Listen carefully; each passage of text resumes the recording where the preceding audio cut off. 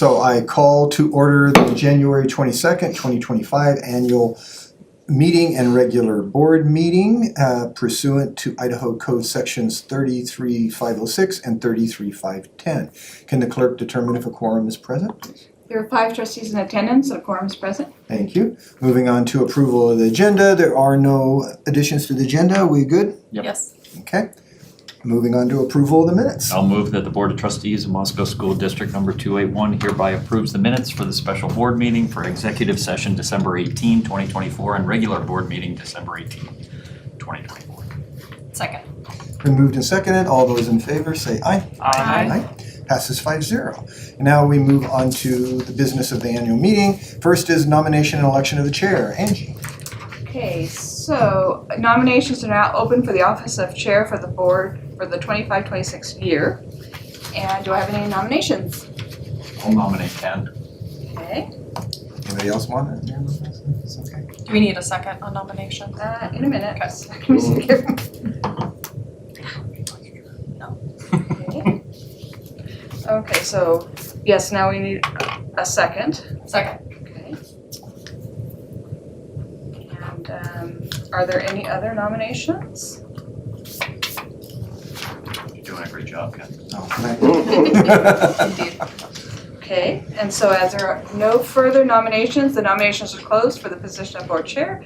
And so Ken Fonz will serve as our board chair for the 25-26 Thank you. year, not fiscal year, just The year, the year. calendar year. Yeah. Calendar. year. Right. And Thank you. now, I turn it over to our board chair. All right, thank you. Thank you, Angie. All right, so now we move to nomination and election of the vice chair. So do I have any nominations for vice chair? I nominate Brian. Okay, Second. okay, second. Any other nominations? No other nominations, so the vice chair is Brian Kennedy. All right, moving on to annual appointments. Per Idaho Code 33506, it's necessary to appoint certain positions annually. These positions are board clerk, assistant board clerk, custodian of records, assistant custodian of records, treasurer, assistant treasurer. And so it's recommended that Angela Packard to serve as board clerk and custodian of records, Jennifer Johnson as treasurer, and Sean Teague as assistant board clerk, assistant custodian of records, and assistant treasurer. I move that the Board of Trustees of Moscow School District Number 281 hereby appoints Angela Packard as clerk of the board and custodian of records, and further resolves to appoint Jennifer Johnson as treasurer, and further resolves to appoint Sean Teagues as assistant clerk, assistant custodian of records, and assistant treasurer. Second. Okay, it's been moved and seconded. All those in favor say aye. Aye. Thank you, passes 5-0. Appointment of board representatives to committees. And so as you can see on here, these are the committees people currently are on. Brian Kennedy, Sick Leave Bank, IBB, Jim Frenzel, and myself. Audit Committee, Jim Frenzel, Insurance Committee, Dulce Kirstine Lark, and 10-year Facility Planning, Donna Fazio. So are there any changes? People want to move Happy. anything? Just realized you're appointed on the 10-year planning committee. So I will make sure to loop you in because we're continuing to do some work, so. Okay. That was a miss on my part, so. And then with the IBB, it would now be the time to discuss, because I know Jim is gonna be out of town. Are you gonna be gone still? Yeah, so most of April and May, Okay. so the important times. Yeah, I Yeah. think it would be good if somebody else could, but, you know, I mean, alternatively, I'd be happy to sub in. or there. And that'd be when fine. you stay on the committee, subbing in this year would allow me to be better prepared next year if That'd be okay. it were to happen, unless somebody else. I mean, really subbing in, if it's April, May is heavy meetings and really the bulk of the lion's share of the work. Those That's 2 where we're months. Do we know the The exact issues. dates already? We don't have dates set for like the negotiating term, but Don't we- typically we meet maybe at least, do we meet twice a month or every couple of weeks? Yeah. I'm trying to remember. When negotiations Yeah. actually go. They try to do Once them a like week. once a week, sometimes they Once do a them twice a week, week, yeah. and we avoid like Mondays Mhm. and Tuesdays. Tuesdays, so usually it's Wednesdays, Thursdays, we avoid Fridays. And we usually set up several meetings and then In we can advance. in advance, and then we can cancel one if Yep. we're waiting on stuff from the state, and so we don't have a budget yet. And they're usually like 2 hours long, sometimes 4 to 6 or 5 to 8, dinner served, or 3 hours, excuse me, not, so. March or February or March is when we set kind of Yeah. reset those dates. Yeah. So we're good at that point then? Leave it as is and I'll sub in. Okay. Okay, all right. Item E, establishing board meeting dates and times, and so you can see the board meetings, dates and times here. Our February meeting will be at West Park Elementary, and then we'll have occasional ones through, most of them are in the district office, but we will be visiting the other schools. Yeah, and just to kind of let you guys know why not everybody's on there, we just went to McDonald Elementary in November. The idea is kind of a hybrid of what the first year we kicked off, we went to every single building all the time. This schedule will allow you guys to get to every building like once every 2 years.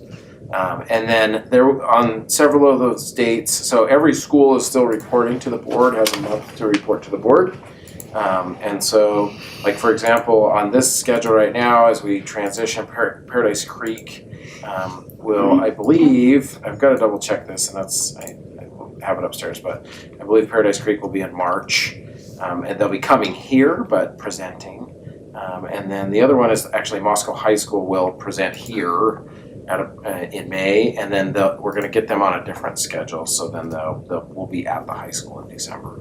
A little bit different because I kind of think of it as presenting once in the school year, and then obviously this is our, now January is the swear-in and set the dates, but really I'm viewing it from once a school year, you'll either get a report or be in the building. But yeah, West Park is next and up. The other thing with the date, I approached Angie about putting it as the 19th. I've had another conversation with Jen.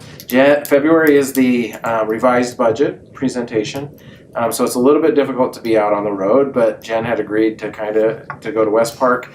She is at a conference, an important conference for us, and for her to be at on the Wednesday after, which is when normally, if we were following our standard Wednesday dates, that we would have it the 26th.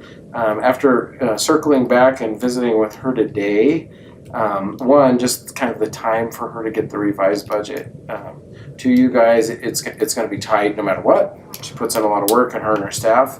And so I would be comfortable with actually moving it to the 26th, keeping with that standard date. If the board is comfortable in recognizing that Jen wouldn't be here in person, she's agreed to hop online.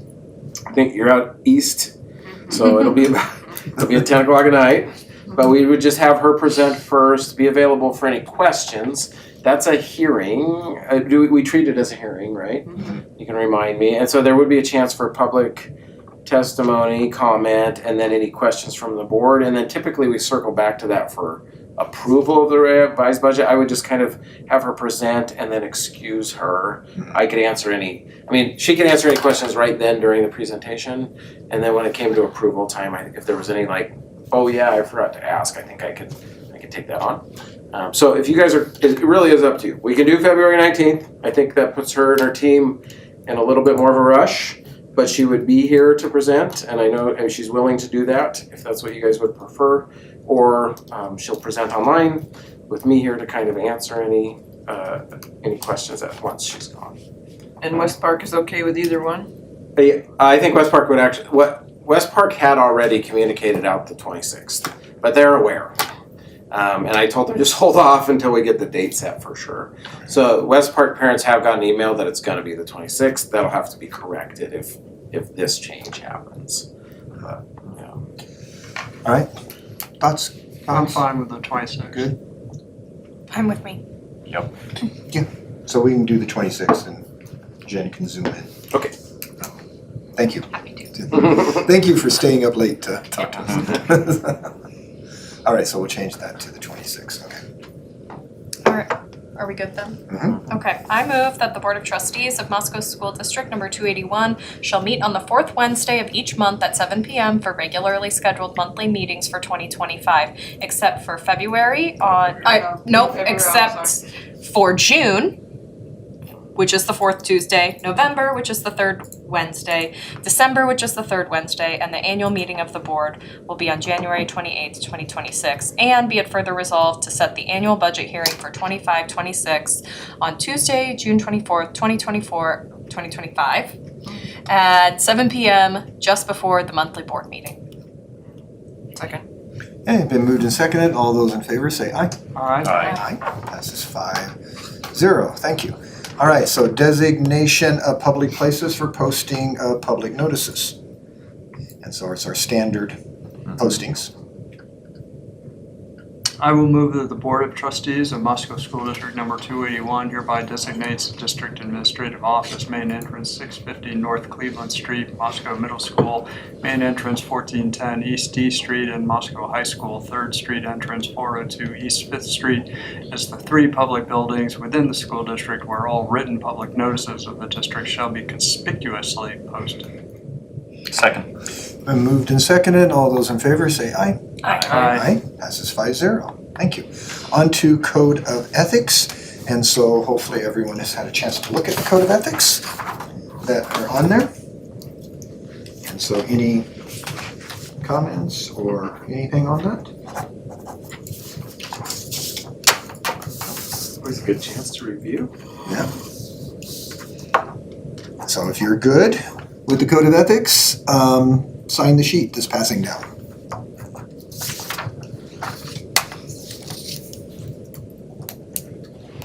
Okay. All right, so I'm gonna move on to H then, authorization to sign documents. Sean. Okay, so the Board of Trustees annually authorizes the chair of the board, the superintendent, myself, and the business manager, and in the case of the absence of the chair, the vice chair of the board, to sign as agents of the district. Authorized agents of the district must be identified and limited in number and support the needs of the district. And it's recommended that the Board of Trustees authorizes these people, the chair of the board, the superintendent, the business manager, and in the case of an absence, the chair and the vice chair of the board, to sign as agents of the district the documents, reports, projects, contracts, agreements, and grant applications for the district, and for funds or accounts for the district.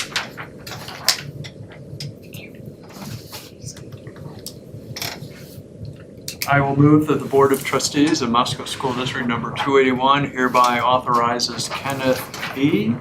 Font, Chair of the Board, Sean C. Teague, Superintendent, Jennifer A. Johnson, Business Manager, and in the case of the absence of the Chair of the Board, Brian P. Kennedy, Vice Chair of the Board, to sign as agents of the district all documents, reports, projects, contracts, agreements, and grant applications, and all funds and accounts for the district. Second. Been moved and seconded. All those in favor say aye. Aye.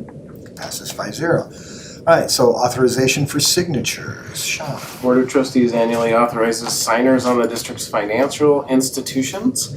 As the board chair, vice chair, business manager, and superintendent, authorized signers must be designated for all depository accounts. It is recommended the Board of Trustees requests, authorize, and directs the district's financial institutions to accept and receive deposits and honors checks, drafts, or other orders for the payment, transfer, or withdrawal of funds drawn in the district's name, including those payable to the individual order or any person or persons whose name or names appear thereon as signers, the signature of the board chair.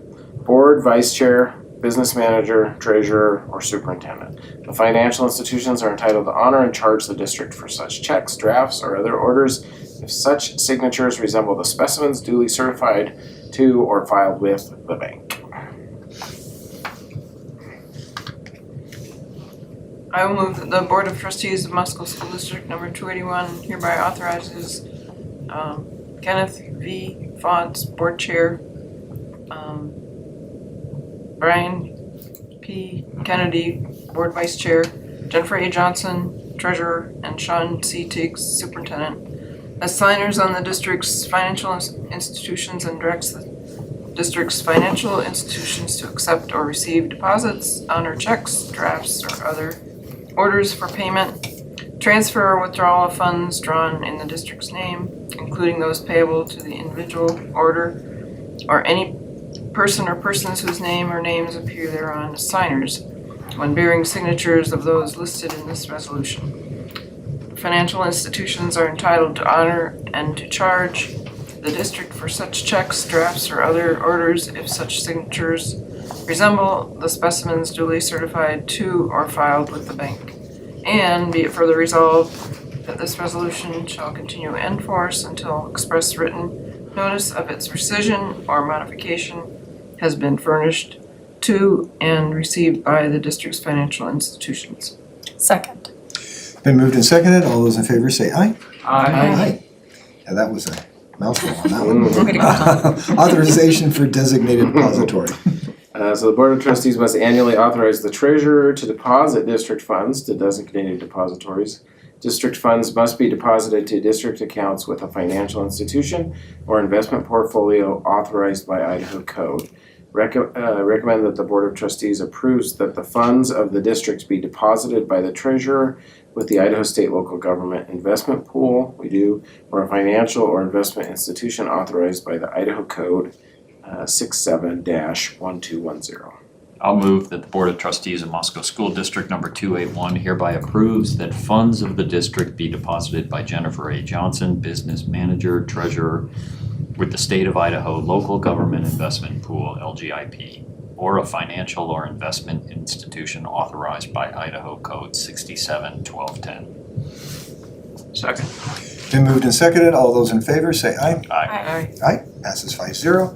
On to appointment of the Title IX Coordinator and Investigator Safety Officer.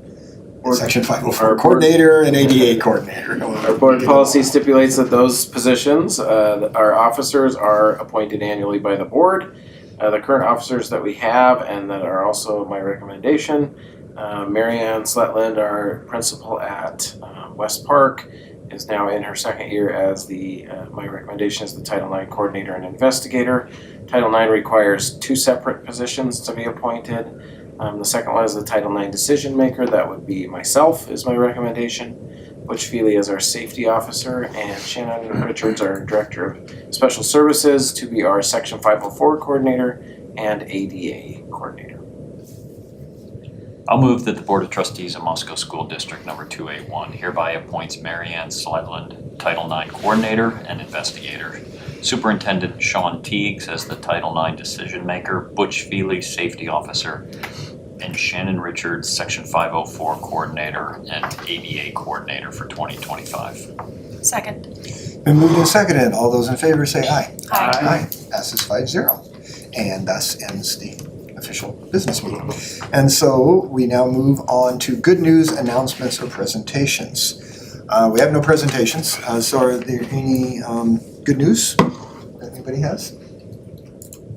It's been it feels like it's been a long time, but really like 2 of those weeks were out for break. So it's been kind of quick. I know we have, there were a couple of swimmers, Noah Crossler and I can't remember her name right now, both got recognized as KXLY's Athlete of the Month. And we have, I just shared on Facebook just before this meeting, I think we have, this is all athletic, but three wrestlers that are state ranked at the state level. So those are a couple like quick athletic ones that are going on. Okay, anything else? Okay, thank you. Right, moving on to public comment period. There is no public, so we then move on to Director Superintendent's report. Right, now we have 3 here today. Jen? wanna get started? Good evening. My report is fairly short. Working hard to complete the revised budget, which is due in February, as you know. And then my business office team is also working hard while trying to learn about the new system of Q. We are in phase 3, which are the how-tos of this program with Skyward. And so the how-tos of the new software program are, we're seeing that payroll and HR are very different. The same principles are there, of course, but the feel and the look is completely different in how they're doing the assignments and the position codes and the time schedules is new. And so there's a lot of setup behind the scenes. And so Michaela and Julie and myself are trying to figure all that out. For me, I like to know how it was done in our current system versus what does it look like in the new system, so I kind of have that crosswalk, so I know where to go and how to set it up best. So we're working a lot with Skyward. We have a lot of support calls into them to kind of figure all those things out. The good news is that invoicing, employee access, accounts receivable, purchase order processing is very similar to how it is in the old system. It just looks different. And so that was good to see.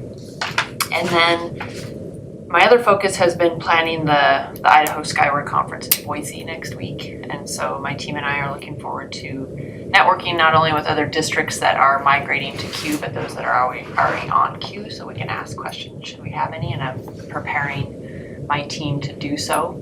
We can also meet with Skyward individually to kind of run through some scenarios and look at those crosswalks. I think it's important to compare and understand those differences so that we know how to make sure it's set up correctly in the new system. So it's a big deal, and they're putting in a lot of time all while trying to do their normal busy jobs. But we'll get it done, and Skyward's a good support as a company, and I think this conference will benefit them. So I'm excited to go. And I don't know if I mentioned last time, it's been a while. We do have round 2 of the ESSER reporting that's due in February, so they'll be all hands on deck for that one too. Because they get really detailed on what information they're trying to gather with how we spent the money. So we'll see what the questions are this round. That's all. Always an adventure. Mm-hmm. Excited that Jen gets to take her that business office staff. Good luck getting Bill paid for a couple of days, but no, down to Boise, and really it'll be a great experience, especially with this transition, for them to kind of be together and again to work with other districts that are either mid-transition or have actually already gone. So. And we have a lot of newness. Like we have Heidi and Rissy that are new, and then Michaela is pretty new, and so I think they have not. Yeah. They went, a couple of them. I guess Rissy went last year to the Coeur d'Alene one, but that was it. So I think it'll be better. Be a good opportunity, and it'll improve the work that we do that's already high level. Yeah. So, Great, thanks, thank Jen. you. Butch is up on next on the list. Just a couple quick notes. For food service, we now have a slushy machine at the high school along with iced coffee. The great thing about the slushy machine is it actually can be used as a juice, so students can get it with their lunch and or breakfast twice a week, and it's reimbursable for us through the National School Lunch Program. Another piece is we just finished inventorying all of our equipment for a 10-year plan for kitchen equipment replacement. Buildings and grounds, I know the lights aren't on, but we have a couple sets of benches at our transportation hub. We've got both sets up there so students have a place to sit, especially during these times when there's bad weather. Kids can find a place to sit and wait for their buses to come. And this Friday and Monday, with students out, we've got a flurry of work orders to do. During breaks, I've come to notice that the gnomes come out and kind of mess with a lot of different things. So little things out of nowhere become problems. So this time's great for us to get in and kind of take care of little problems. But yeah, the startups of buildings after break, there tends to be a few issues going on. But the crew's been great getting to a lot of different work orders. Transportation, from the last meeting, we have put in orders for both the mini buses and our new bus, and all's moving well there. And on tech, we've been with our security upgrades, we've got a few extra cameras that we've been putting in and just kind of helping provide better coverage across some troubled areas, and looking with those cameras that we're taking out and finding other spots for them to help out buildings where there may be a blind spot or two. So, and that's my quick report. When you say troubled areas, Well, litterers, What's that? Litterers, Like littering. littering? I'm teasing. I assume it's more than just people leaving wrappers around. Yeah, so, yeah, just troubled areas, just ones we found, like right where, like McDonald, for example. We have a great vision of people entering the building, but that vestibule Okay. area, we can't see them once they're in. And especially on the weekends when the door's closed, the one camera we have that's a kind of a fisheye that gives us a nice 180-degree view, gets blocked by those doors. So we not that there's been any problems per se, there's just been just better vision. Okay. Especially on the weekends when they're, is not as supervised of a space in the community center. Thanks. Thanks, Butch, for your work. Butch has done a lot of work. I've tasked him with a lot of things. We've done a lot of good work on our 10-year facility plan. We were just visiting about that again today with Jen and Butch and on our regular weekly meeting. But also, like you mentioned, the 10-year plan kind of for kitchen replacement and making sure we're on top of that. Updating kind of our fleet management as far as the kind of the white fleet, the non-bus vehicles. Having a plan with tech was something we tasked with last year for both student and staff. Device replacement, and then I know Janet and I have been trying to work with the athletic department on a 10-year plan for kind of some larger expenses that are anticipated by athletics as well in our operations. So Butch has been involved in a lot of that work to make sure we're on a good path and really looking out far enough to make good decisions. So kudos for that. Excited to continue that work. And Carrie. I have a short report tonight as well. Just a couple of things. An update on our K-12 adoption review. Our elementary team has pretty much wrapped up their adoption review as well as the middle school, and the high school's close. Once we complete the review of the textbooks, then we'll put together a committee with equal number of parents and teachers, and then we'll present our adoption to them or our selection that we would like to choose and vote on that. We're hoping to bring that to you in February, but it could be March. It just depends when they get done. And then accreditation, all things accreditation right now. We are currently on track to meet our deadline goal of February 29th. This is the date that we have to submit all of our work to the external review team. We have to give it to them a month prior to them actually arriving on our campus. They will be arriving on Sunday, March 30th and staying until April 3rd. And then I just want to do a shout out to all of our administrators, our building principals.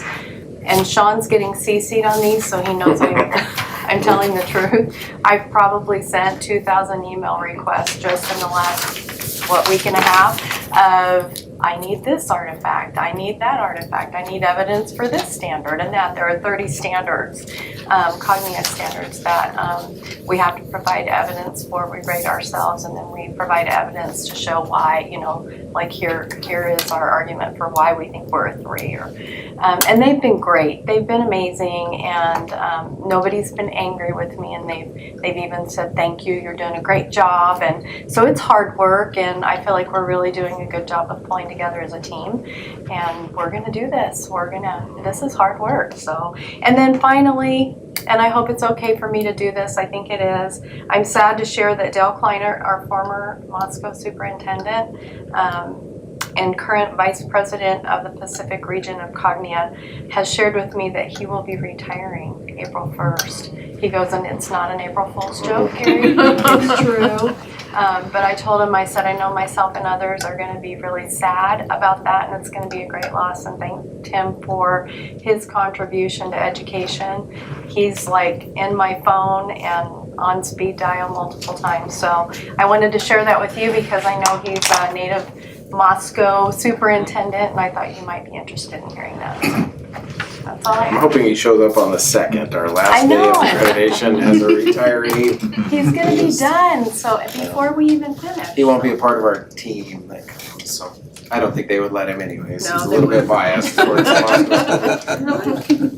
You did get email invites. That is kind of a tentative and it's way out there. Hold the date.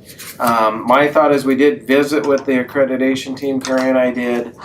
They said some school districts do it as like keep it at 2 board members or 2 board members at a time, do an interview, you wouldn't have to post it. My thought would be if we can find a time that's agreeable and 4 or 5 of you can come, that we could get you here and then post it as a special board meeting, work session, basically, no decisions would be made.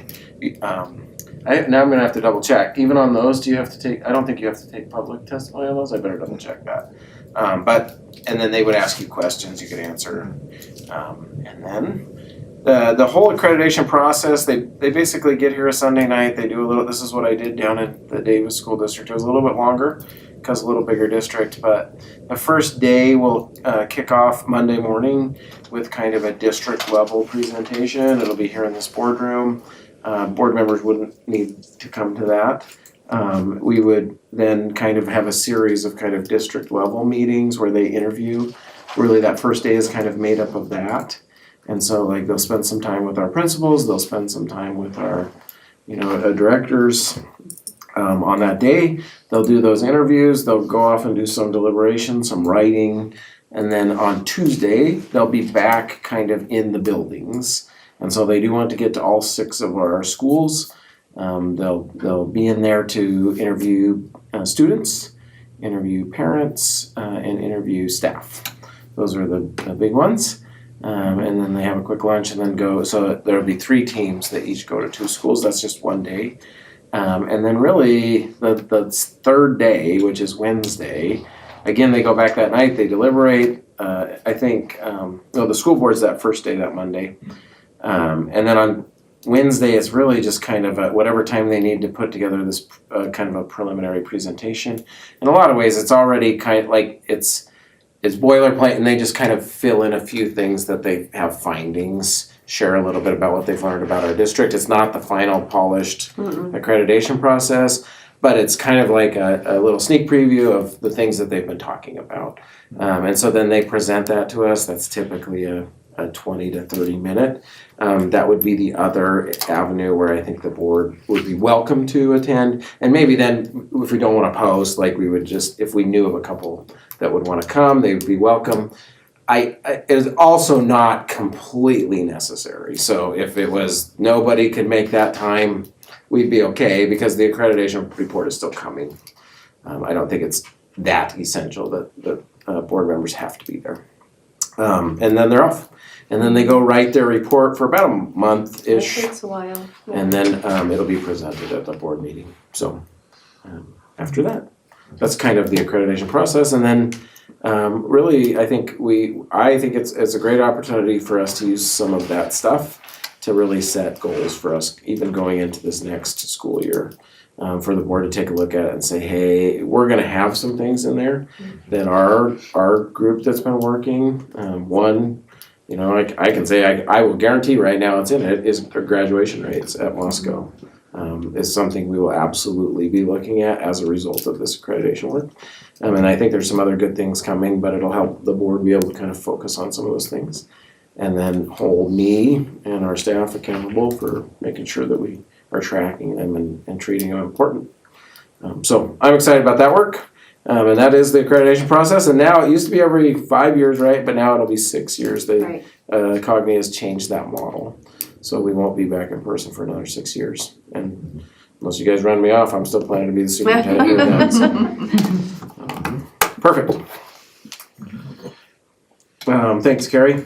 Thanks. And good work. And then you, just with curriculum adoption this year, I didn't hear you say it, I know it, but just so the board knows, curriculum adoption this year is science. Yes. Is science, yeah. Next year on the cycle will be. Is secondary English language arts. Got you, yep. So, Yep. And we got through a math, science, and now they're, so good work. Thank you. Thank you. Yep, I've got a few things. I'll save any facilities talk for now, just kind of updates. It is semester finals time at Moscow Middle and Moscow High School. Had lots of conversations with students over the last few days, including ones that aren't my own children about what they're most nervous about, some anecdotal feedback. It always comes down to math and English. That's what I tell. Like those are the two in both the middle school and the high school. And I say, okay, what are you most nervous about? It's always the math final or the English final. So that's a good thing considering those are like core instructional things that we do. And kudos to those teachers for scaring our kids. I love it. I tell people sometimes that's why I got into this profession. Also Paradise Creek as well is in finals. So that's continuing going on. I wanted to give kind of a special shout out, which has really helped me in the last month really tackle understanding the issues that our roofs had, and has put me in touch with we've sat down with some vendors and really kind of an honest assessment of the roofs. We are going to move forward. We're shifting a little bit. It's within our budget, but we're shifting a little bit with prioritizing roofs after those meetings and kind of understanding where we're at. We're going to work to get really the day that kids are out started on a McDonald roofing project, given that now the HVAC is done. And really we are at a point with that McDonald roof that if we don't do something now, and probably a lot of people say this a lot, but I really do feel like we're that they won't be able to warranty any future work. And it's going to be a big project if we have to completely tear that off. And so a solution at McDonald that's still available is basically a reseal of the existing roof, reseal and re-gravel with the way that structure is. And that work, cheaper than what we thought, in about the $300,000 range or a little more, will allow us to have a 20-year warranty on that roof again. And which is really, that's one of the roofs that we were most concerned about. And 20 years gets us a long way down the road and in a really good place. If we don't do that now, it's going to be a much bigger bill, especially given the level of HVAC on top of that building. And any sort of, if we try to just remediate it in a year or two, won't come with a 20-year warranty. We've been told that, and I think it really is a point where it needs to be addressed. We've also come up with, I think, a really good plan. Sometimes you hear about our Armor-Lite roofs, which is a metal form of a roof, on a lot of our buildings. We did a lot of that work around the same time, and we've had leaking issues with it. I think we have a good solution to be able to really manage that and keep it on kind of a 10-year rolling basis of kind of taking care of that Armor-Lite every 10 years, doing some kind of a little bit more extensive sealing and resealing, and making that roof, even though it's been prone to some challenges, last longer before replacement. So all in all, I would say like big picture on the 10-year plan that I presented you a few months ago, I think we can tackle most, if we tackle roofs fairly aggressively in the next year or two, we can have all our roofs actually in really good shape and at maybe half the cost of what I had on that 10-year plan. And so I'm very excited about that, and I think that's been some really good work to keep you guys up to date on. The accreditation work is continuing. Legislative update, I just read the article about, I think, a couple of new, what I would call like realistic voucher bills. There was one right off the bat that was just like really out there. But I tend to think that every voucher bill is really out there, but these are probably the first of the voucher bills that are more likely to pass. One is pretty much, it was introduced by Representative Horman, who's I think she's introduced this bill now at least the last 3 or 4 years. So it's not really anything new. Another one that was introduced by Senator Lent, who's the chairman of the Education Committee, which is it's a smaller amount and has some more, significantly more kind of restrictions and sidebars on it, and includes in it, which I was like, well, very cool, $30 million for public schools too, in the $50 million that they talk about. So only $20 million towards this education savings account. So we'll continue to watch. There are others kind of legislation that we're looking at, maybe slightly monetary or non-monetary. One is there's the CEC adjustment. We'll just continue to watch that for how basically now we've built out the whole career ladder. That work is done. And now at this point, what's supposed to happen is teacher salary increases are supposed to be tied to this CEC adjustment that goes to all state employees. That got gummed up a little bit they recommended basically a 5% increase. That got gummed up a little bit in JFAC, and so who knows if it will end up being a 5%. I like to say publicly and to the board, a 5% increase to staff in a district where one, we are significantly above the state pay scale, and we are staffed above the pay the rate that the state would pay us for staff. With both those circumstances, your 5% can't, you can't take, it's 5% towards what the state says, they put out for pay and what they say you should have for staff. And so that, when you have more staff and when your staff's making more, that 5% gets smushed out. Mm-hmm. So it's really important to communicate, they're not proposing a 5% pay raise for every staff member in our building. They're presenting a 5% raise to that amount. It will not pencil out to 5% for every staff member coming from the state. So we'll just continue to monitor that. It's just being honest about where it's at and hopeful that it recognizes that. That CEC group kind of gets together. They're supposed to kind of be outside of the legislature. They're supposed to look at surrounding states, other financial pressures, inflation, all these things, and come up with that recommendation. And that's where that 5% came from.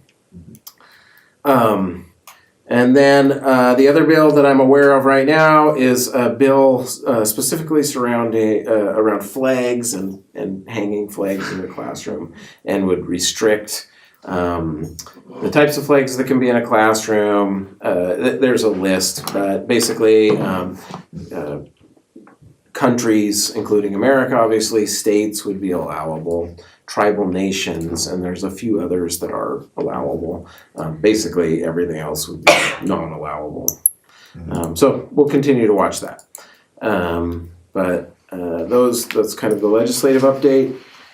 I wanted to also credit Carrie for her work on the 5 to 9 committee. This is just kind of, I think we're playing a little on that 9 to 5 or working 9 to 5 thing a little bit, but we really are, this group, which used to maybe be a curriculum-based committee. Carrie's still doing that curriculum work, but this is we're focusing on that 5th grade to 9th grade bridge. And it's not just looking at what does the middle school need to do, it's looking at how are we making all these transitions. I'd say the conversation is still really wide-ranging. We're not super focused yet as I come in, but I don't say that in a bad way. There's a lot of different topics that are coming up.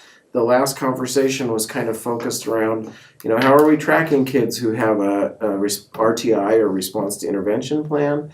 How are we tracking kids that are on a 504 or on their IEP? And what kind of software are we doing so teachers feel like they can access it consistently so that we know what's happening with our 5th graders and we know where we can get that information and make those transitions. So that's been good work and fun to participate in, and it'll be a year and years long process, I think, as we continue to work and look at that age group, which is an age group that we around the state is a challenge, but they're a fun group.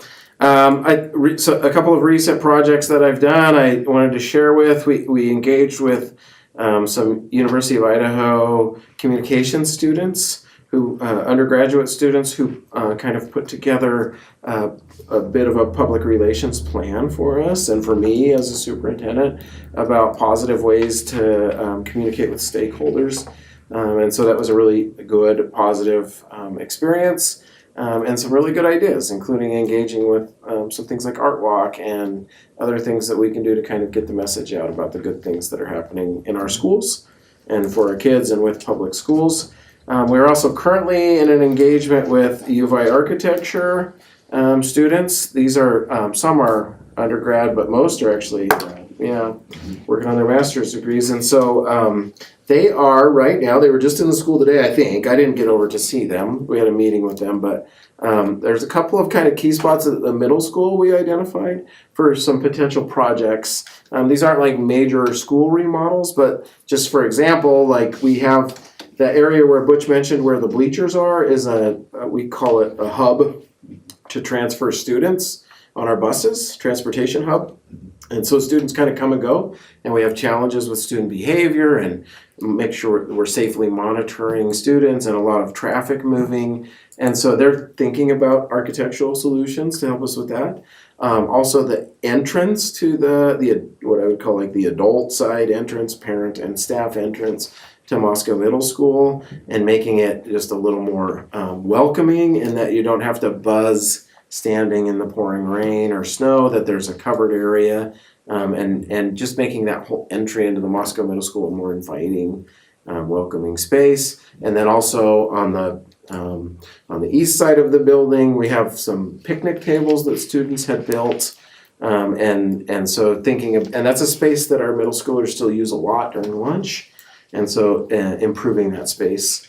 And they've got lots of good ideas about how to do that. They're really open to engaging our middle school students in this process. It's gonna move really quickly, and I'm gonna have to work a little bit with Butch to find like a bit of a budget for it. I feel very confident they've done other projects like this, including our McDonald outdoor learning space pre-me, that ended up really well and at a relatively low cost, but it wasn't a cost that I originally had planned for. So we're gonna have to think outside the box a little bit and how we can maybe help fund some things that I think are gonna be really good for the district.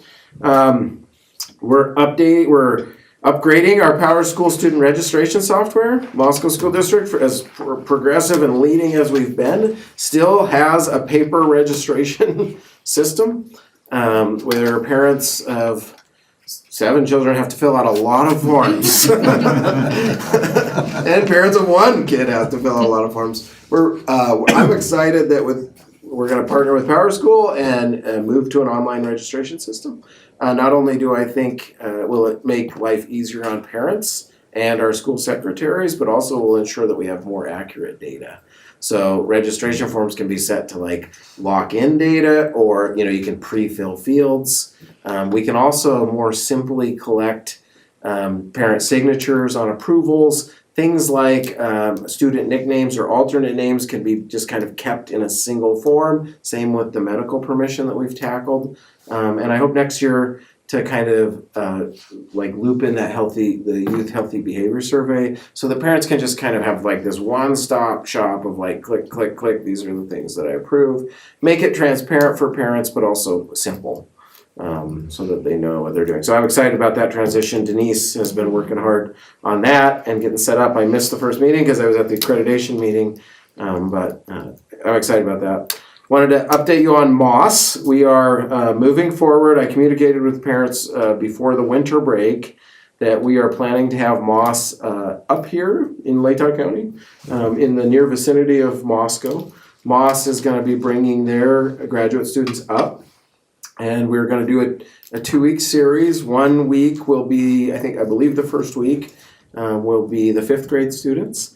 It'll be outdoor science, very similar. Moss is going to do the work. I want to make sure I'm clear about that. Like, we're engaging and paying their staff to do the work. This won't be our teachers or other people in the community that are asked to build it. Moss is building it, and it'll be very similar to the work that they do down in McCall. And so I'm excited about that. We'll get all the 5th graders, all the 6th graders at a cost that will be less than what it would have been to just send the 6th graders down to McCall. So there's a financial saving for that. We will get 100% or very close participation with our students, rather than the 75 to 80% that we had been getting and leaving some students at home. And then we'll just continue conversations. The other thing that I think, like thinking long term, is that the 6th grade had some real challenges with the Moss model. And so this gives us a chance to look at having it at the 5th grade too, and kind of as a chance to reset. Nothing for like future years is set in stone. We're just gonna learn from what we do and try to do better. I will say, I think there's still, I've talked to some other districts that have engaged in MOS or things like MOS, and there continues to be a growing concern about the overnight portion and potential liability with overnight portions for schools. And so I think you see some other schools that are like, we're getting out of this. And so I think, that continues to be a concern. But what we're willing to kind of look and see what's best for kids. That's what we're here for. Open to questions about that once I kind of wrap up here. Our facilities and grounds, we're working to fill that position. I think that will be done very soon. Not quite ready to talk about it tonight. I want to share a little bit, one of the last things before Frank had left was he had set up a meeting with our state insurance fund and workman's comp to come talk to his staff, about insurance claims. And I found it, so I showed up, I think it was the day before Christmas Eve or something like that it was set up for, and sat through that presentation and a lot of interesting things. Interestingly, our claims tend to fluctuate when it comes to workman's comp insurance claims, but 2023 was a relatively high year in overall claims. 2024, it looks like will be a much lower year, really one of the lower years that we've had. Our most common injury to staff is, as far as parts of the body, there are two. It's ankles, feet, and then leg is actually the most common injury in our district. As far as years of service with our district, the most common years of service to be injured in our district is, guess, 1 to 4 years. So the more recent you are with your district, which is younger, right? You would kind of think maybe less prone to injury overall. But again, less experience. And then as far as the cost, our costliest employees in this, I think it was a 6-year window, were employees that were 5 to 9 years of employment. Probably the perfect mix of inexperience and age, I guess. Fun fact, our highest insurance claim month is October over this period, and the most likely time when we have an accident or something that results in an insurance claim is Wednesdays. So watch out for Wednesdays, typically Wednesday midday. The most common type of claim as far as the cause of the injury is considered to be overexertion, followed closely by slips, trips, and falls. That makes up almost 60% of our claims, are those two things.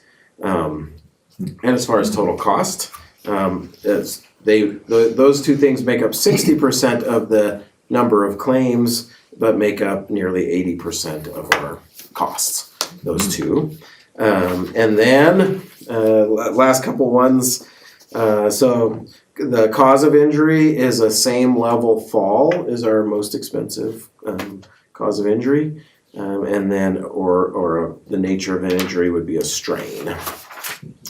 And actually, I found it's interesting because they came in to kind of talk to custodial maintenance staff, but actually our most likely employee to submit claims to workman's comp is actually our professional staff overall. Some of that might be just because of number. I didn't run that. We have more kind of certified or professional staff, but they are, as a group, have the most number of claims versus our.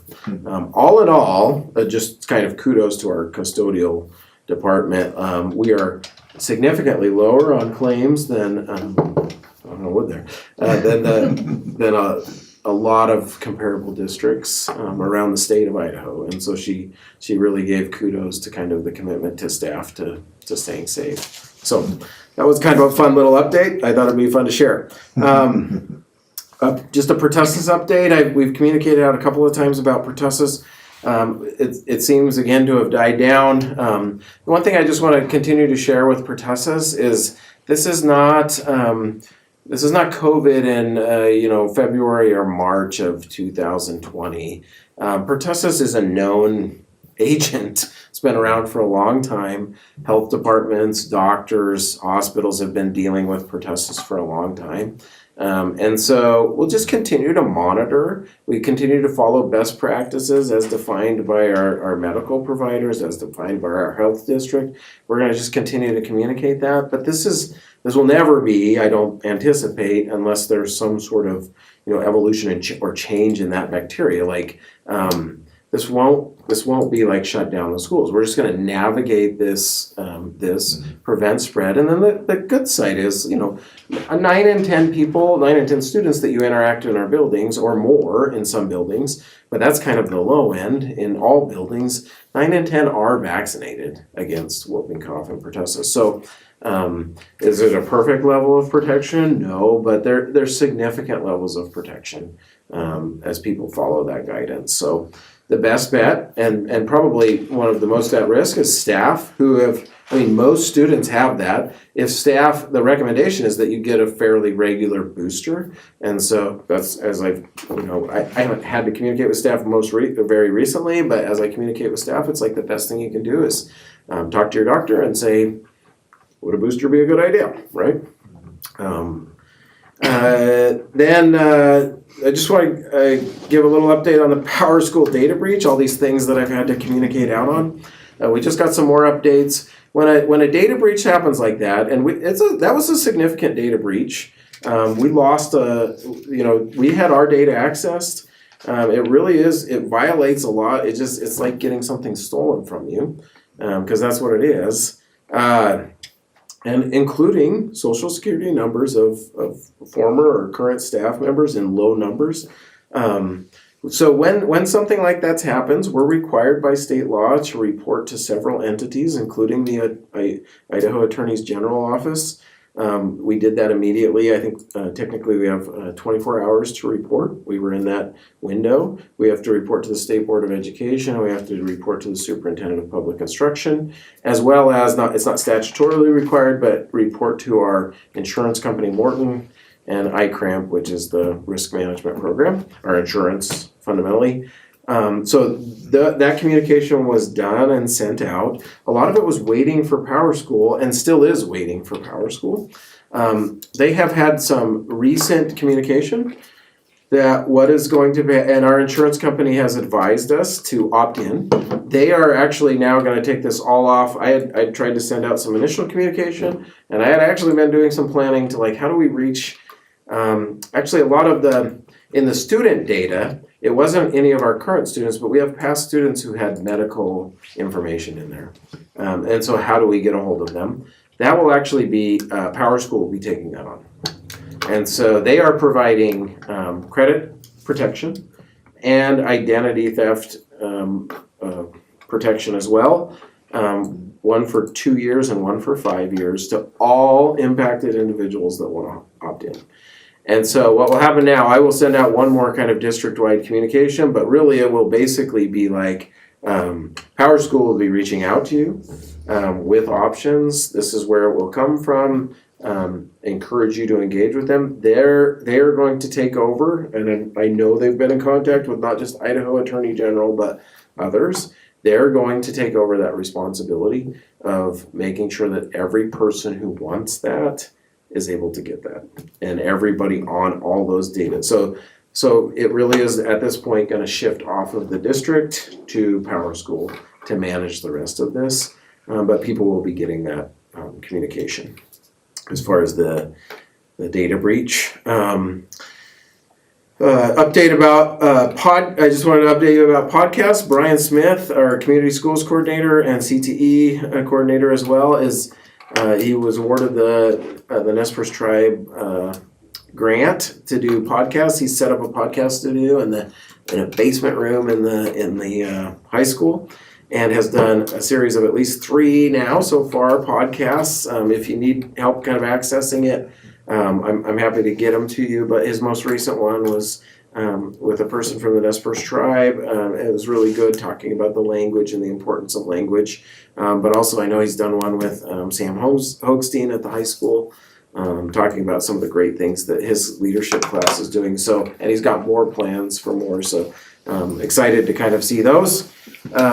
We recently are finishing up some building safety and security audits. The state comes in every 3 years and kind of does an audit of all our buildings. I think we have reports for about 4 of the buildings. Are you copied on those? Okay, well, I'm gonna have to share them with Butch. It can be wide-ranging things from our building practices, like having teachers in the hallway, to stop signs that are blocked, on the outskirts of the school, just all things to kind of make our kids safe and secure. None of those come with like a hammer of if you don't do them, you're gonna be in trouble, but we will review all of those as a leadership team and decide where we wanna target some investments, or if there's like, and I think we start with the low hanging fruit of what are the things that we can do right now to impact and improve the safety of our students. So excited to kind of continue that work. And then just like that too, in February, we're planning to roll out some kindergarten registration information. I really think as we continue, there you go. We actually, our elementary buildings are right now, I've given them authority to start collecting that registration information without it being like a full blast of like get it in. And I know they're already collecting some. We really, you know, as a district with the closure of Russell last year, we really need kind of advanced information to kind of plan best to where kids go. Obviously, you guys are aware, and we're going to West Park next month where we have the, you know, that reverse bubble, we called it, with a single kindergarten grade at West Park that's planning to go back to 2 kindergartens next year. And so, but we need to kind of know where people are and what the numbers are and how we can plan for the future. So we're excited to see those little kinders coming soon. And that is my report. Any questions? So excited to send him. I am. Sorry. There's a lot of stuff in there, but if you have any other questions, I'm happy to address them. I wonder if, I mean, full respect and appreciation for all the thinking that you've done around Moss. And I know we're pretty set for this year, but I wonder if it wouldn't be good to have folks from Moss come up and present at one of our spring meetings, just in terms of getting ahead of next year. I think, I mean, we all have our experiences with Moss. You're having conversations. I feel like there's probably knowledge down there or with the institution about what other schools are doing. I mean,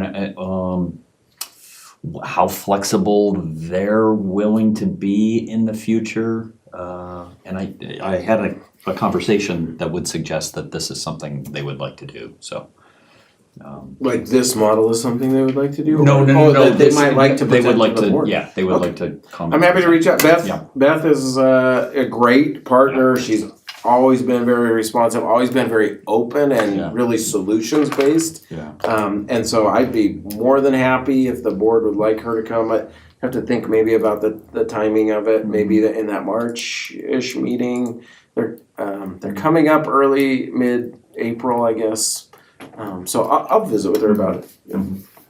Yeah. Okay. Anything else? All right. Thank you, Sean. Thank you, everyone. Hey, moving on to our first discussion item, the coffee conversation. And so first, an update on the last coffee conversation.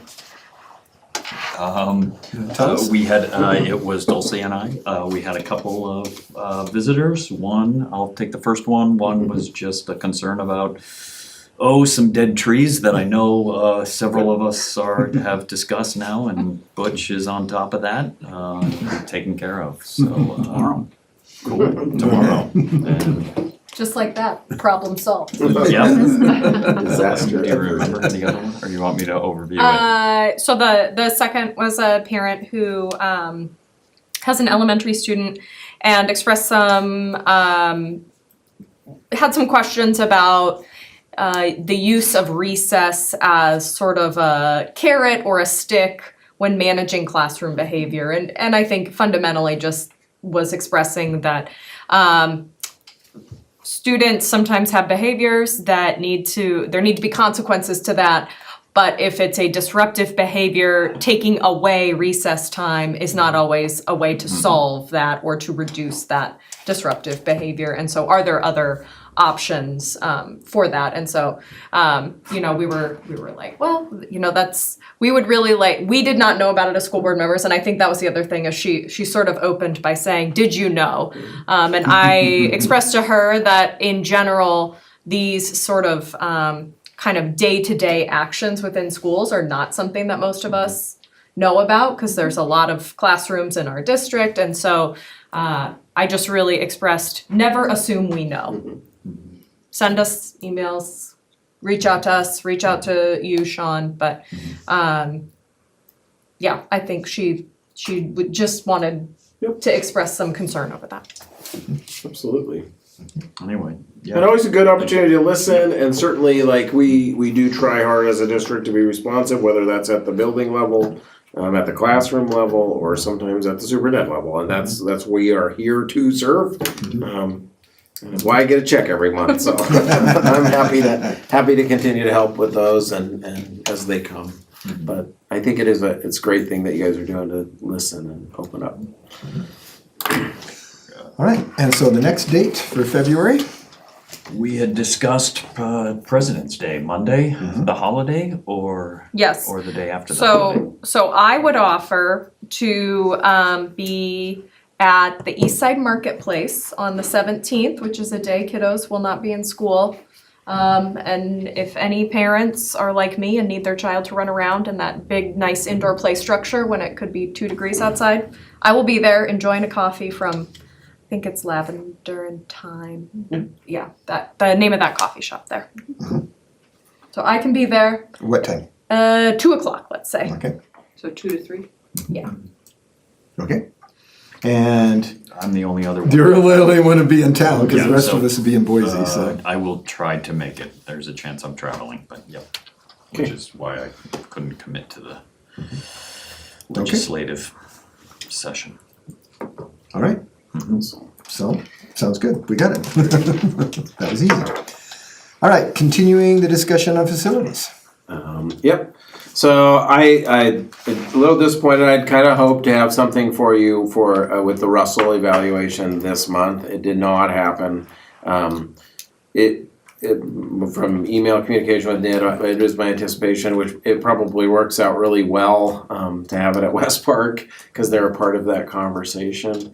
A lot of those students have come from Russell, so I anticipate that. We did meet just pre-winter break, right? The days are a little mushed together with Lombard Conrad and the work that they're doing, and I've gotten them back some feedback as far as the district. A lot of the early work has been around kind of what the whole facility would look like with the school, and less around like what the actual school would look like. But we continue that. The estimated delivery date on that was April. Is what we're working for. So that continues. I already gave you an update on the roofing. I think the next big project for us that Butch and I have been talking about is flooring and making sure we have a good eye on what is our plan to make sure we have updated and high quality flooring in our district, and being very intentional about it. And I think we'll just keep kind of checking some of these things off. Another one on my mind is electrical. And then facilities wise, we will continue. We are now engaged with an electrician to kind of get into our middle school during spring break and really develop a strong plan. We've identified a circuit that can more than handle the needs of air conditioning in our district. And so coming up with a relatively low cost solution that will electrify and then put air conditioning into every middle school classroom. So really good news on that front. And again, I guess my high hopes was that it would happen over winter break, but we are actually engaged to have them in spring break. So that's locked in place. So with the electrical work happening June, and then hopefully by the start of school next year, we'll have air conditioning in the middle school and potentially in the high school as well. Although that's still maybe a little bit more of a stretch out there. So moving in that direction, those are kind of the big facility updates that we're doing. I would also, I just want to mention and kind of maybe grab your guys' opinion. We still have a little bit of facility planning money in our budget, in our annual budget. Given the cost of the others, I don't know that we can quite do it without going over budget, but perhaps engaging with an architectural firm maybe to use the rest. One thing I would like to explore as a district is the potential of using this middle school campus as a singular, along with Whaler Field, as a singular 7-12 or 612 campus. I suppose it could be 712 too. And maybe with some new building additions and some renovations. And at least, again, taking kind of a high level look at what would something like that look like. Is it even feasible given the space that we have to consider something like that? One idea I have is, a sky bridge over D Street, right? With connecting of middle school and high school. I think we're not so large of a district that it's impossible to have our middle school and high school in a close campus. This location is really nice and would require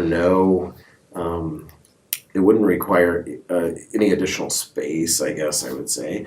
It would be, basically we'd have about 800 kids in the high school, we have about 500 kids in the middle school. So all told, that would be a campus of about 1,300 students, which is still smaller than Lewiston High. And so just as maybe exploring that a little, if the board is, it is budgeted for facilities, if that's something that the board would be interested in seeing, or if you also have ideas about how to utilize the rest of that budgeted money. But again, I don't want to just leave it sitting. I want to keep us moving forward in all things. And I also don't want a perception that we're just waiting completely on the elementary before we start thinking about these next things. So I don't know if you guys have any thoughts. I have not actually visited with a firm or one of our approved firms about this idea, but I just wanted to visit about that.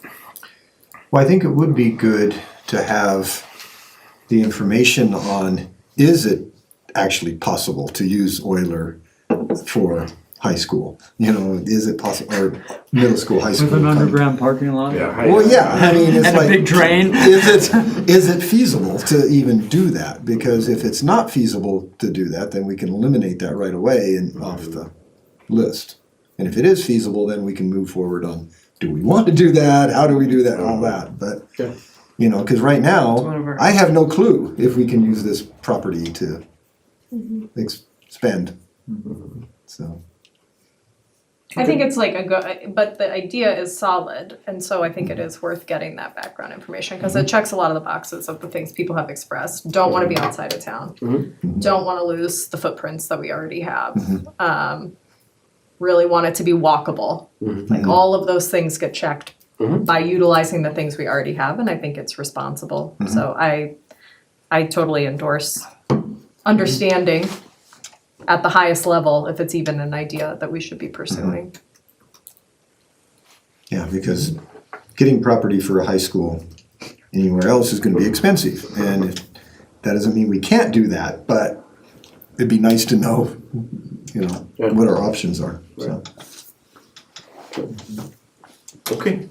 And I don't know, do we have the money's coming soon, right? Or a good chunk of it? I don't know if it's there yet. but Which fund are you talking about? Oh, it's here. Yeah, it's here. At least 80% of it's here. Yeah, that's I right. should say.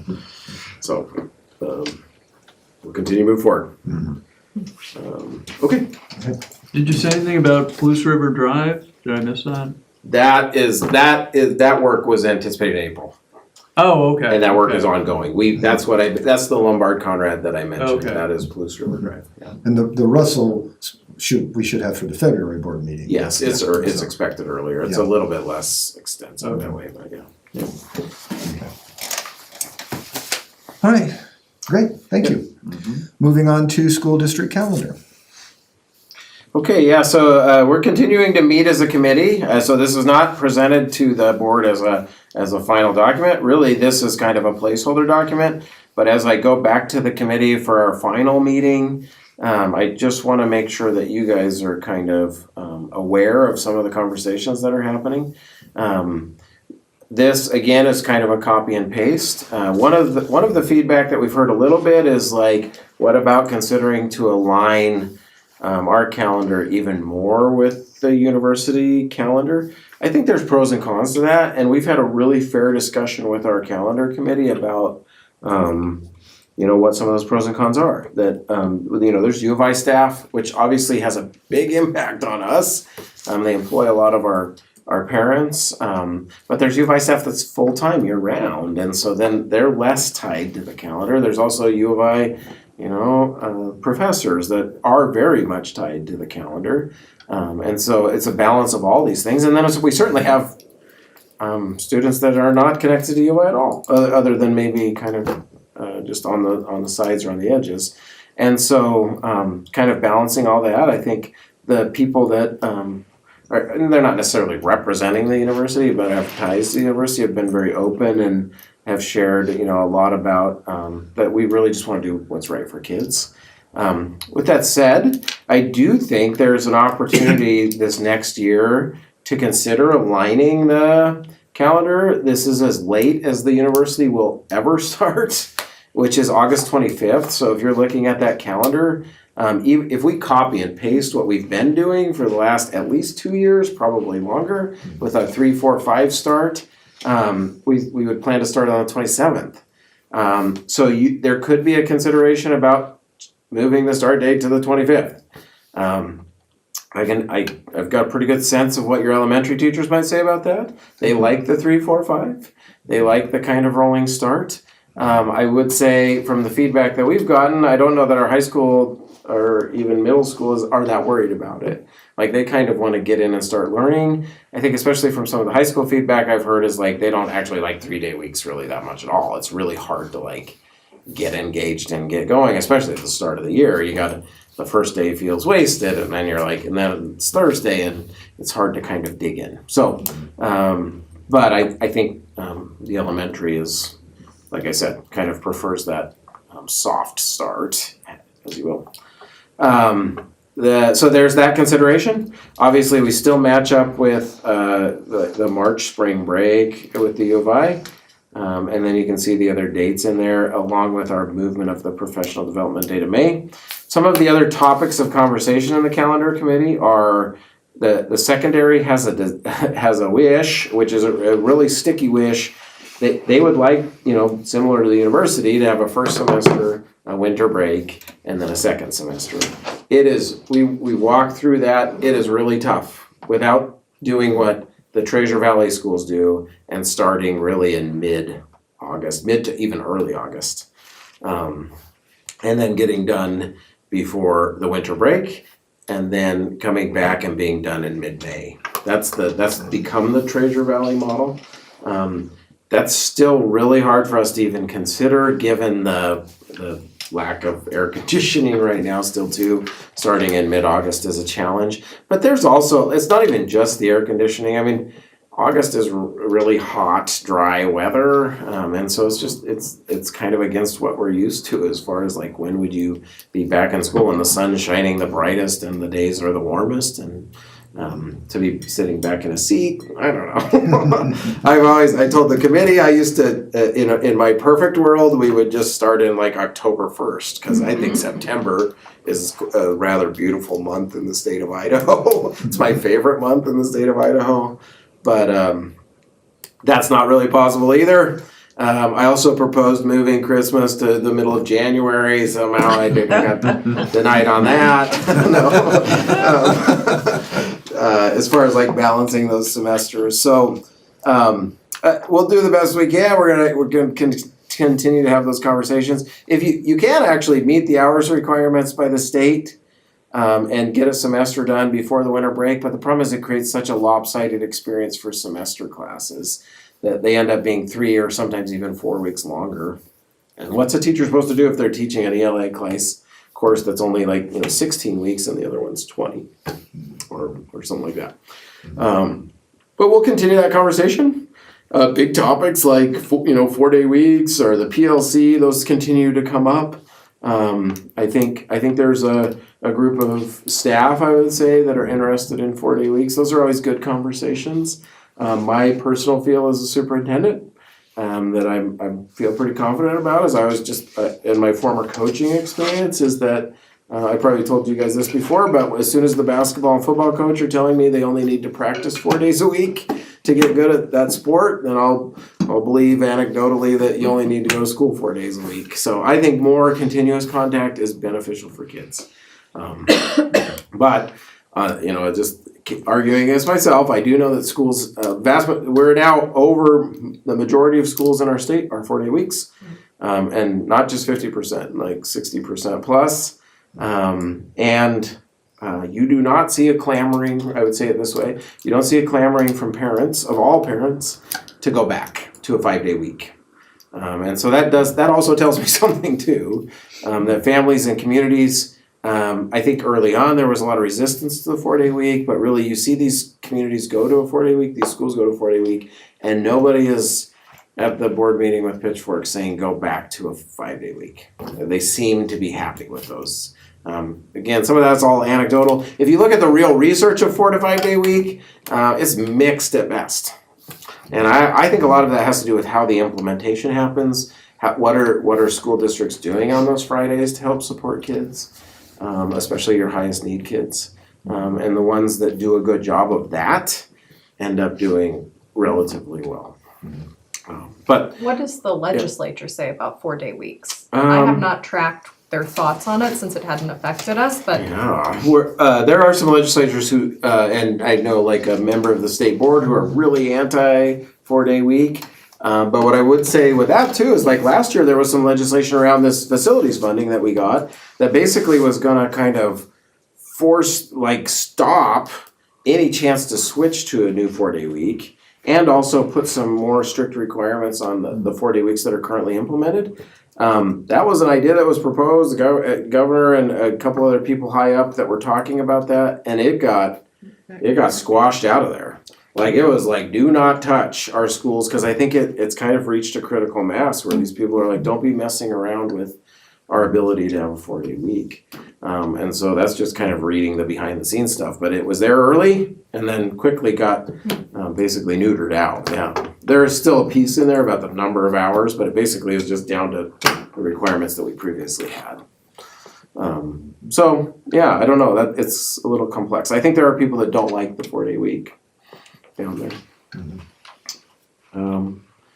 Any other feedback from the board that I could take back to the committee? I mean, would you guys be open to the early, slightly earlier start and a 5-day full week? Is that something you'd consider as we meet as a committee? You guys have more experience kind of with this district and. Where would those 2 days go? I mean. They would be days off, they would be 3-day weekends? You probably could just kind of tentatively looking at it, you might, we're okay on days, so you might consider just like, those 2 days would then be cut off at the very end of the year. So maybe you do get out on the 29th. And that would be a 3-day cut, so you'd have to look at that. But that would be a possibility, or you could build them in somewhere else in the calendar as like a 4-day week with a Friday off because we tried these other 2 days. Or an extension to an existing break, I'm gonna look at like attendance, like if attendance on March 13th, that Friday is low, you could consider that's going into spring break, like not having that day. Maybe identifying some other low attendance days to pick off. I think not only elementary teachers, but I think the kids can benefit from 3, 4, 5 start. I think those beginning days are hard on a lot of people. I mean, it's just getting used to a new routine. I would remain focused on what works best for our students in our district. And not let the university influence that decision. And it sure seems like this is a good year to keep it as is because of the alignment with the university. Yeah. And then next year, we're gonna be back to, do we start on September 2nd? Because Labor Day is the 7th. Yeah, we don't have to get bogged down in this, but to me, this is a pretty straightforward year. Both in terms of starting as well as the winter holiday break.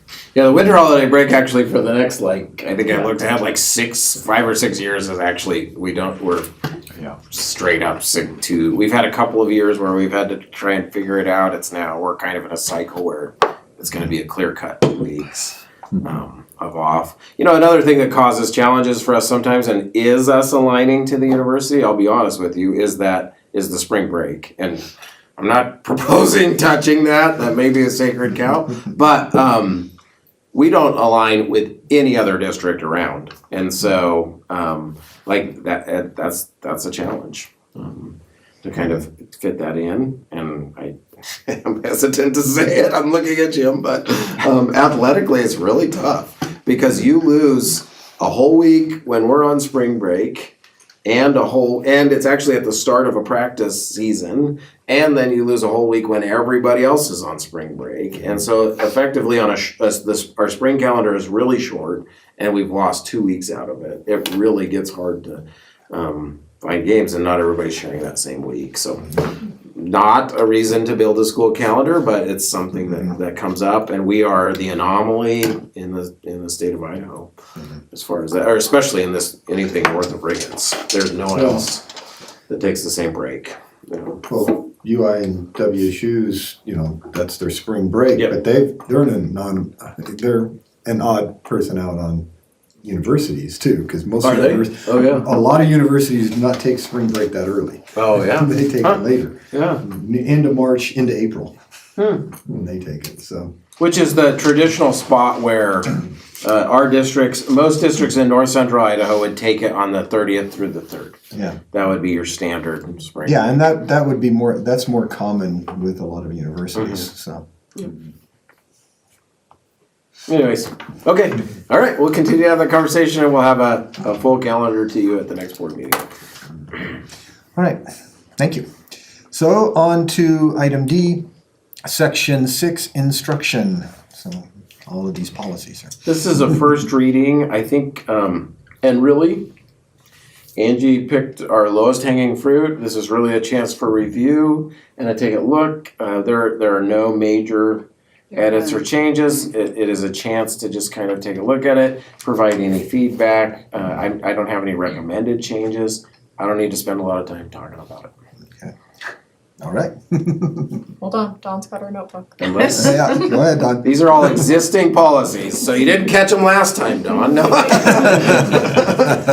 I was just looking at 6081.10.04. Okay. 10.04. 60, 81 point what now? 10.04. Okay. It's expectations of responsible use.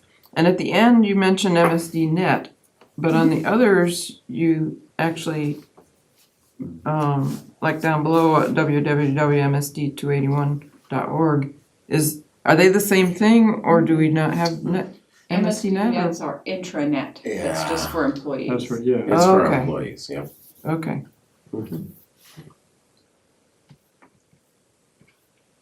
And then I was wondering if it's worth considering mentioning AI in here. Yeah, we just did a briefing with the ISBA about AI policy. I think we don't have it in here right now, but I think soon we could have a draft of what the ISBA proposal was and have you guys take a look at it.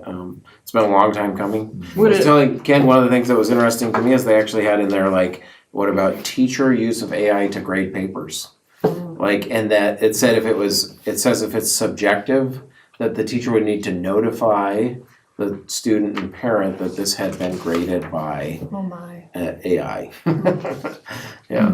Well, I think we ought to be exposing our students to it Yeah. as soon as teachers are comfortable with it. We do, and we added some AI into our student handbooks, but a lot of the AI that we added is focused around like not cheating, right? Like, Right. but yes, so I think that's coming. I think the ISBA we just attended that webinar last week. Okay. I didn't know if it would fit in this section or a Yeah, I don't know where we different section. put it for sure. Yeah, okay. But yes, it's on the radar. Okay, thank you. Okay, anything else on this right now? So if you guys review policy and there are no revisions, you don't have to take action, they just go until your next cycle to review again. So it's not like they We'll would just come back update it for and show that you guys have a taken a look at resolution it. or anything, Right. because there's no action. Okay. Because they're just, unless you guys have major, changes you wanna make to any of these. Okay, Awesome. anything else on this one? Okay, we'll move on to our first action item, call for gas and diesel bids. Butch? Thank you. Moscow School District request proposals for gas and diesel for the bus fleet and district vehicles. The last bidding process will conclude on February 28th, 2025. The rationale for request is to encourage competition and garner the best possible price for fuel. Historically, the fuel and diesel costs have been as followed. In 2019, 2020, $56,339.67. 2020 to 2021, $39,550.20. 2021, 22, $89,543.53. 2022 to 2023, $86,232.25. And finally, 2023 to 24, $86,232.11. That is remarkable, how close those two numbers are. 14 Somebody cents. took one less turn, One wrong turn. one less kid to pick up at the bus route when we. Went a little too far and had to back up or something. Wow. I move that the Board of Trustees of Moscow School District number 281 hereby approves the publication of proposals for gas and diesel bids for the bus fleet and district vehicles for March 1st, 2025 through February 28, 2026. Second. Been moved and seconded, further discussion? Okay, all those in favor say aye. Aye. Aye, passes 5-0. So now we're on to our third reading of the, well, use of telephone still is called, but That's yeah, the current name of the policy, yeah. right. Just a couple under that, in the public content of the rationale for request, I just wanted to, I put in that little bit, I don't think it was there, but we've made the changes from the December meeting. The one modification that I would add in, and I think it's at 5157, is to give a building principal, and so the language that I would use is a building principal may temporarily waive or modify this restriction, because that portion of the section talks about the restriction for special circumstances that have an educational purpose. So, and I thought a little bit about the temporarily. I don't want some blanket like, okay, all year long you can use a cell phone, but if a teacher has a special project that's a week in length, even potentially, I mean, it says temporarily a month in length, you could, a building principal could use their discretion to say this isn't appropriate use, and it also keeps that guide rail of saying it's for an educational purpose. And that they would be the judge of that, certainly subject to superintendent review, but I don't have any concerns that way. And then my thought would be that we would do a run of this to give us some time to communicate out. We're now we were just looking at the calendar, we're early March for our spring break. I would begin communicating out to parents of all grade levels, but primarily in the middle school and high school, that this is our new policy, and we are planning to implement a pilot period of after spring break through the remainder of the year. The only thing that I saw was the very last sentence. If a student or parent wishes to appeal, has to be within 5 school days, but it seems like that's kind of squishy, because is it 5 days from when the action was made? Was it 5 days from when the parents were notified? I don't know if that needs clarity, if you're okay with that. I mean, you keep wordsmithing now that when you read that to me, I'm like, really, any disciplinary action, a student has a right to appeal and to due process with all of this to say that it wasn't fair. I mean, my quick thought right now that you mentioned is I don't even know that it's really necessary. A student would have in our discipline policy a right to appeal, a right to have this considered any disciplinary action. I don't know why we're putting a special case on a phone. Yeah, it's not in the other policies. Just strike that. Yeah, I would take that out. I think that was just existing, it had been there. And it's not necessary. Because really, even the disciplinary action is very vaguely worded, just saying, look, if you're not following the rules, you can be subject to these things. losing your phone, detention, or suspension. Those are the standard, Should our intention to start after spring break be part of the motion? I think so, cause you're it gives me guidance. It won't go into the policy part, but then I can always go back and say, look, the board gave me clear guidance that this policy is not to be implemented tomorrow. Right. It's to be implemented after spring break. We would not include it anywhere in the policy document.